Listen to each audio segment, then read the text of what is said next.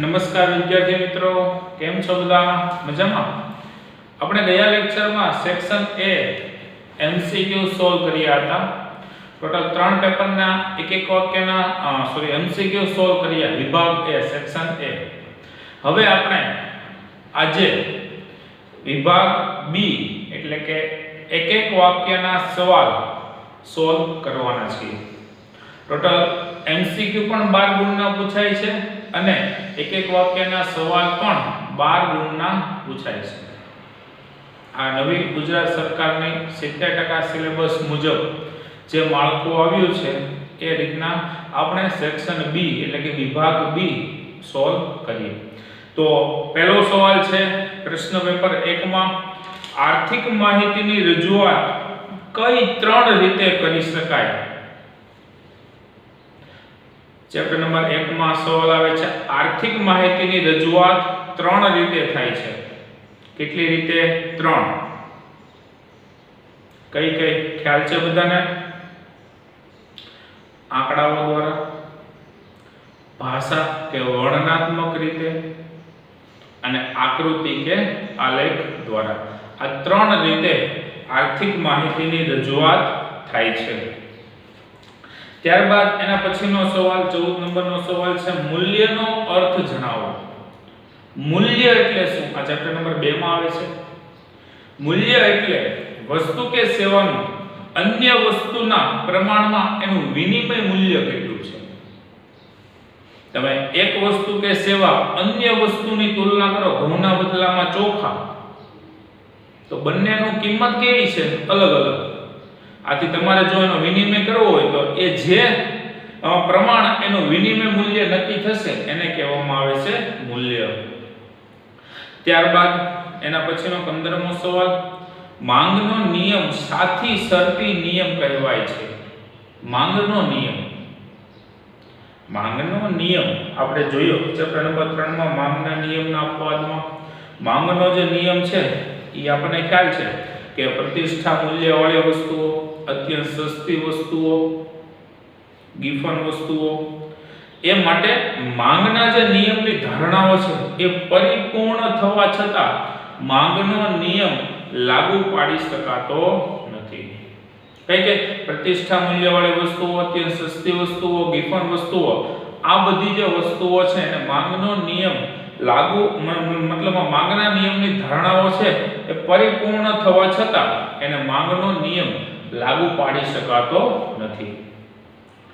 એના પછીનો સવાલ સંબંધિત માહિતી માટે કઈ આકૃતિ અનુકૂળ છે? સંબંધિત, જો એક જ પ્રકારની માહિતી હોય તો પાસેનો આલેખ જોવાશે.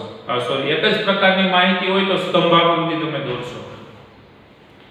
સંબંધિત બે માહિતી તમને આપેલી હોય સંબંધ દર્શાવતી તો પાસેની સ્તંભાકૃતિ તમે દોરી શકો. એના પછીનો સવાલ છે કિંમત સ્વીકારનાર એટલે શું? કિંમત સ્વીકારનાર, કિંમત સૌપ્રથમ તો કિંમત કઈ રીતે નક્કી થશે કે જ્યાં વસ્તુની માંગ અને વસ્તુ મતલબમાં જે વસ્તુની કિંમતે માંગ અને પુરવઠો કેવા થાય? સરખા. માંગ અને પુરવઠો સરખા થાય ત્યાં જ વસ્તુની કિંમત નિર્ધારણ શક્ય બને. તો એ જ વસ્તુની કિંમત માંગ અને પુરવઠો દ્વારા નક્કી થાય છે. એટલા માટે કિંમત સ્વીકારનાર મતલબમાં વેચનાર છે બજારમાં કિંમત સ્વીકારનાર બને છે. કયા બજારમાં પેઢીઓનો પ્રવેશ પ્રતિબંધિત હોય છે? આપણે અલ્પસ્તક ઇજારા વાળું બજાર જોયું, પૂર્ણ હરીફાઈ વાળું બજાર જોયું. બધા મુદ્દામાં આ એક આવે છે પેઢીઓનો પ્રવેશ. તો કયા બજારમાં પેઢીઓનો પ્રવેશ ઉપર પ્રતિબંધ હોય? તો ઇજારા વાળા બજારમાં પેઢીનો પ્રવેશ પર શું છે? અંકુશ. ત્યાં એ બીજી કોઈ અન્ય પેઢી પ્રવેશ મેળવી શકતી નથી. ચેપ્ટર નંબર 7 માં સવાલ છે ભારતમાં જાહેર બાંધકામ ખાતાની રચના ક્યારે થઈ? ભારતમાં વાત કરી છે. ક્યારે? ભારતમાં. તો PWD ની સ્થાપના 1855 માં. ક્યારે? 1855 માં જાહેર બાંધકામ ખાતાની શું થઈ? રચના થઈ. ત્યારબાદ ભારતમાં રાષ્ટ્રીય આવકની ગણતરી કરતી સંસ્થાનું નામ. કઈ? ભારતમાં રાષ્ટ્રીય આવકની ગણતરી કરતી સંસ્થા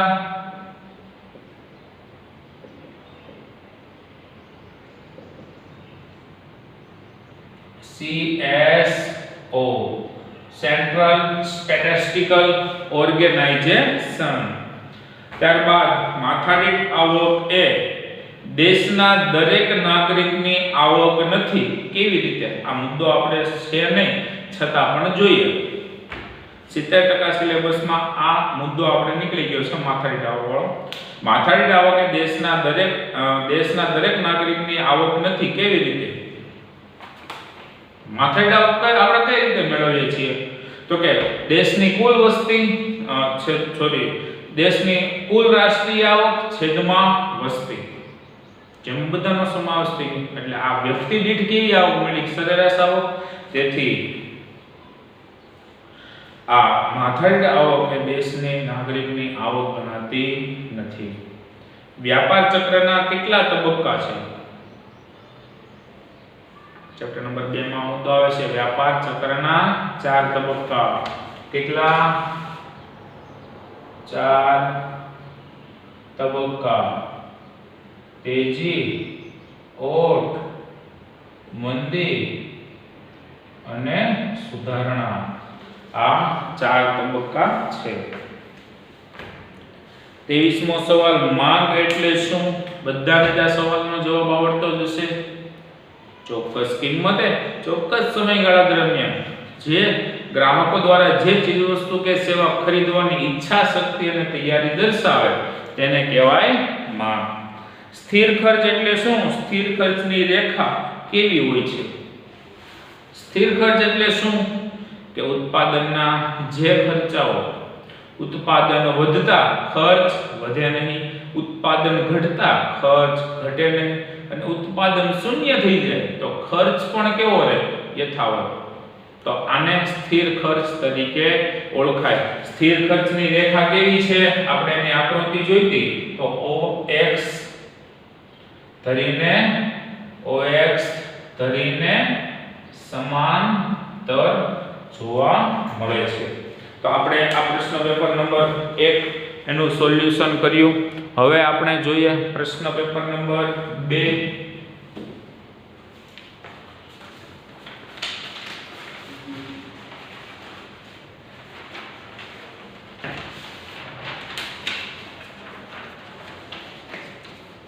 પ્રશ્નપત્ર નંબર 2, 13મો સવાલ. સેમ્યુઅલસન અર્થશાસ્ત્રના અભ્યાસ ક્ષેત્રમાં કઈ બાબતને મહત્વનું સ્થાન આપે છે? કઈ બાબત? એની બે જ બાબત છે, પસંદગી અને વહેંચણી. અહીંથી આપણે પેપર 2 છે, બરોબર. 14મો સવાલ છે સર્વસુલભ વસ્તુઓનો અર્થ અને ઉદાહરણ લખો. સર્વસુલભ વસ્તુઓ એટલે શું? તો સર્વસુલભ વસ્તુઓ એટલે કે જે વસ્તુના પુરવઠા ઉપર કોઈનો અંકુશ ન હોય. શું કીધું? કોઈ મતલબમાં કોઈ વસ્તુના પુરવઠા ઉપર કોઈનો અંકુશ ન હોય, જેને જેટલા પ્રમાણમાં જોઈતી હોય એટલા પ્રમાણમાં આપમેળે સંતોષી શકે એ વસ્તુની ખરીદી કે વેચાણ થઈ શકતું નથી. તો એવી વસ્તુઓને કહેવાય સર્વસુલભ વસ્તુ. જે વસ્તુના પુરવઠા ઉપર કોઈનો અંકુશ નથી. ઉદાહરણ તમને ખ્યાલ છે? હવા, સૂર્યપ્રકાશ, પાણી. આ બધી જ વસ્તુઓ ઉપર કોઈનો અંકુશ ખરા? હવા છે, સૂર્ય છે, સૂર્યપ્રકાશ છે, પાણી, હવા, આ બધી વસ્તુઓ પર કોઈનો અંકુશ નથી. માનવીને જેટલા પ્રમાણમાં જોઈએ એટલા પ્રમાણમાં આપમેળે સંતોષી શકે છે. ત્યારબાદ છે માંગની મૂલ્ય સાપેક્ષતા એટલે શું? તો માંગની મૂલ્ય સાપેક્ષતા એટલે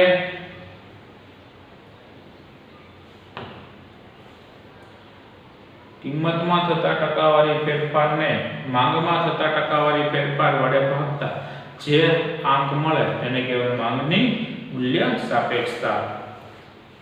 ત્યારબાદ કૌટિલ્યે આપેલ અર્થશાસ્ત્રની વ્યાખ્યા.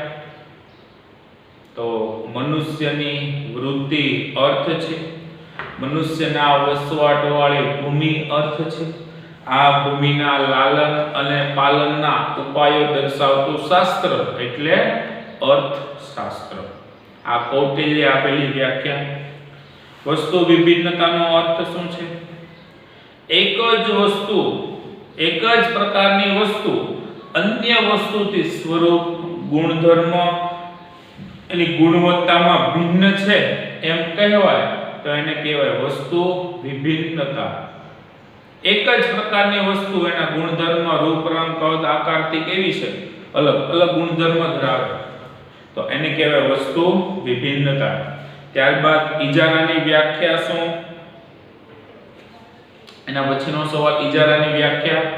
ઇજારો એટલે એક જ વેચનાર અને અસંખ્ય ખરીદનાર, જેને કહેવામાં આવે છે ઇજારો. 19મો સવાલ ભારતમાં બેંકની સ્થાપના ક્યારે થઈ? ભારતમાં તો ભારતમાં બેંકની સ્થાપના ક્યારે થઈ? 1770 માં. આરબીઆઈ ની પૂછે તો 1935 માં એની સ્થાપના અને એનું રાષ્ટ્રીયકરણ 1949 માં. ઓકે, ખાસ યાદ રાખજો, આ 12મા ધોરણમાં પણ પૂછાય છે. 20મો સવાલ છે ગૃહિણીના ઘરકામની સેવાનો સમાવેશ રાષ્ટ્રીય આવકમાં કેમ થતો નથી? ગૃહિણીની ઘરકામની સેવા છે એ સેવા નાણાકીય મૂલ્યમાં માપી શકાતી નથી. આપણી માતા જ્યારે ઘરે કાર્ય કરતા હોય, વાસણ કે કપડાં ધોવે, રસોઈ બનાવે, તો આપણે એને કહીએ છીએ આજે તે બસ 500 રૂપિયાનું કામ કર્યું તો અમે તમને મજૂરી ચૂકવીએ, કારીગરમાં પગાર ચૂકવીએ નહીં. એ નિસ્વાર્થ ભાવે, ઓકે, કોઈ પણ પ્રકારની આવક મેળવવાની એમાં નાણાકીય આવકનો કોઈ પણ પ્રકારનો સ્વાર્થ હોતો નથી. તો રાષ્ટ્રીય આવકમાં ગૃહિણીની ઘરકામની સેવા ધ્યાનમાં લેવાતી નથી. 21મો સવાલ છે આરોપિત ભાડું એટલે શું? આરોપિત ભાડું એટલે આવનારા, કયું? આવનારા નાણાકીય વર્ષ માટે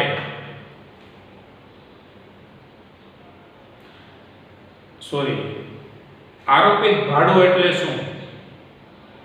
આરોપિત ભાડું એટલે પોતાનું મકાન અન્ય કોઈ વ્યક્તિને ભાડે આપેલું હોય તો એ ભાડા રૂપી આવકને શું કહેવાય? આરોપિત ભાડું. જે ભાડું મળી શકત હોય, સપોઝ આ મકાન છે, એ મકાનને કોઈ બીજા વ્યક્તિને 5000 રૂપિયા ભાડે આપેલું છે તો એ જે 5000 રૂપિયા ભાડું મળે છે એ ભાડા રૂપી આવકને શું ગણાય? આરોપિત ભાડું. ત્યારબાદ એના પછીનો સવાલ છે બજારનો સામાન્ય અર્થ આપો. બજારનો અર્થ શું છે? કે બજાર એ એવી વ્યવસ્થા છે કે જ્યાં ખરીદનારા અને વેચનારા પ્રત્યક્ષ કે પરોક્ષ રીતે કોઈ માધ્યમ દ્વારા, બજાર એ એવી વ્યવસ્થા છે કે જ્યાં ખરીદનારા અને વેચનારા પ્રત્યક્ષ કે પરોક્ષ રીતે એકબીજાના સંપર્કમાં આવે. કઈ રીતે? એકબીજાના સંપર્કમાં આવીને જે ખરીદી કે વેચાણનું કાર્ય કરે તેને કહેવામાં આવે છે બજાર. ત્યારબાદ સામાન્ય રીતે અંદાજપત્રના સમયનો અમલનો સમયગાળો કયો હોય છે? તો અંદાજપત્રનો સમયગાળો મતલબ અમલમાં મૂકવાનો સમયગાળો. અંદાજપત્ર આપણે વર્તમાનમાં બનાવીએ છીએ, પણ વર્તમાનમાં બનાવીએ ભવિષ્ય માટે આવનારા નાણાકીય વર્ષમાં એનો શું કરવાનો હોય? અમલ. તો આવનારા નાણાકીય વર્ષ પૂરતો જ એનો શું છે? સમયગાળો. છેલ્લો સવાલ પ્રાદેશિક બજાર એટલે શું? પ્રાદેશિક બજાર એટલે કે જે ખરીદી અને વેચાણ માત્ર ને માત્ર ઈ પ્રદેશ પૂરતું કે રાજ્ય પૂરતું જ શું હોય સીમિત ઈ પ્રદેશ કે રાજ્ય પૂરતું જ શું હોય સીમિત તો એને કહેવામાં આવે છે પ્રાદેશિક બજાર આપણે પ્રશ્ન પેપર નંબર 2 પણ એક એક વાક્યના સવાલ જોઈ લીધા હવે આપણે જોઈએ પ્રશ્ન પત્ર નંબર 3 પહેલો સવાલ છે રોબિન્સના મતે અર્થશાસ્ત્રની વ્યાખ્યા જણાવો રોબિન્સના મતે રોબિન્સ કીધું છે અછતલક્ષી કારણ કે માણસની જરૂરિયાત કેવી છે અમર્યાદિત પણ અમર્યાદિત જરૂરિયાતોમાંથી માનવી શું કરે છે મર્યાદિત જરૂરિયાત જ સંતોષે છે તો એની વ્યાખ્યા એવી છે માણસ પોતાની જરૂરિયાતો અને વૈકલ્પિક ઉપયોગ ધરાવતા મર્યાદિત સાધનો વચ્ચે કેવી રીતે મેળ બેસાડે છે એને કહેવાય અર્થશાસ્ત્ર એ વર્તણૂકનો અભ્યાસ કરે તો એને કહેવાય અર્થશાસ્ત્ર ત્યારબાદ સીમાંત આવકનું સૂત્ર સીમાંત આવક એટલે વધારાના એક એકમનું ઉત્પાદન કરવાથી જે વધારાનો ખર્ચ થાય તે વધારાના ખર્ચને કહેવાય સીમાંત આવક તો એનું સૂત્ર છે MCN બરાબર TC n - TC કૌંસમાં n - 1 ઓકે તો આ એનું શું છે સૂત્ર છે ત્યારબાદ રાષ્ટ્રીય બજાર એટલે શું કે જે બજારમાં ખરીદી અને વેચાણનું કાર્ય કોઈ એક દેશ કે રાષ્ટ્ર પૂરતું શું હોય સીમિત હોય તો એવા બજારને કહેવાય રાષ્ટ્રીય બજાર ત્યારબાદ પૂર્ણ હરીફાઈ એટલે શું પૂર્ણ હરીફાઈ એટલે અસંખ્ય ખરીદનારા અને અસંખ્ય વેચનારા કે જેઓ સમાન ગુણી અને સમરૂપ વસ્તુઓનું શું કરે છે ખરીદી અને વેચાણ 17મો સવાલ વર્ષ 2011-12 માં ખેતી ક્ષેત્રે રોજગારીનું પ્રમાણ કેટલું છે તો 48.9% જૂના મકાનની ખરીદી રાષ્ટ્રીય આવકમાં ગણાય કે નહીં શા માટે જૂનું મકાન તમે એકવાર મકાન ખરીદી લ્યો એટલે એનો રાષ્ટ્રીય આવકમાં સમાવેશ થઈ ગયો હોય ફરીથી વેચાણ કરવા જાવ છો તો એનો સમાવેશ થતો નથી કારણ કે જો કરો તો બેવડી ગણતરી થાય 19મો સવાલ ખાધવાળું અંદાજપત્ર એટલે શું ખાધવાળું અંદાજપત્ર સરકારની આવક કરતા ખર્ચ કેવા છે વધારે તો એવા અંદાજપત્રને ખાધવાળું અંદાજપત્ર કહેવાય માનવ વિકાસ અહેવાલની રચના કોણે કરી માનવ વિકાસ અહેવાલની રચના તો સંયુક્ત રાષ્ટ્ર સંઘ દ્વારા માનવ વિકાસ અહેવાલની રચના કરવામાં આવી 21મો સવાલ સામાન્ય રીતે આકૃતિ કે આલેખમાં સ્વતંત્ર અને પરતંત્ર ચલ રાશિને કઈ ધરી ઉપર દર્શાવવામાં આવે તો સ્વતંત્ર ચલ રાશિ OX ધરી એટલે આડી ધરી પરતંત્ર ચલ રાશિ OY ધરી એટલે ઊભી ધરી ઉપર દર્શાવવામાં આવે વપરાશી વસ્તુઓનો અર્થ અને ઉદાહરણ આપો વપરાશી વસ્તુઓ જે વસ્તુઓનો માનવી સીધો જ વપરાશ કરે પ્રત્યક્ષ વપરાશ કરે એવી વસ્તુઓને કહેવાય વપરાશી વસ્તુ તો એનો ઉદાહરણ તમે આપી શકો ખોરાક કપડા એ બધી વસ્તુઓ વપરાશી વસ્તુઓ માંગનું વિસ્તરણ સંકોચન ક્યારે શક્ય બને છે માંગનું વિસ્તરણ સંકોચન અન્ય પરિબળો કેવા રહે યથાવત અને વસ્તુની કિંમતમાં શું થાય ફેરફાર થાય તો તેને કહેવામાં આવે છે માંગના વિસ્તરણ અને સંકોચન અહીંયા અન્ય પરિબળો યથાવત રહે અને વસ્તુની કિંમતમાં ફેરફાર થાય અગત્યનો સવાલ આવતીકાલની પરીક્ષા માટે બદલા ચૂકવણીઓ એટલે શું બદલા ચૂકવણીઓ શું છે બદલા ચૂકવણી હોય પેન્શન, બેકારી ભથ્થું, વિધવાઓને અપાતી સહાય, આ બધા જ જે છે ખર્ચાઓ એ બદલા ચૂકવણીઓમાં સમાવેશ થાય છે, તો એને કહેવાય બદલા ચૂકવણીઓ. તો આપણે આ 3 પ્રશ્નપત્ર જોયા. વ્યવસ્થિત રીતે આના પણ તમારે પ્રશ્ન પેપર નોટબુકમાં વ્યવસ્થિત રીતે લખવાના છે. ઓકે, જવાબ સાથે સવાલ અને જવાબ બંને વ્યવસ્થિત રીતે લખવાના છે. ઓકે, હરિઓમ.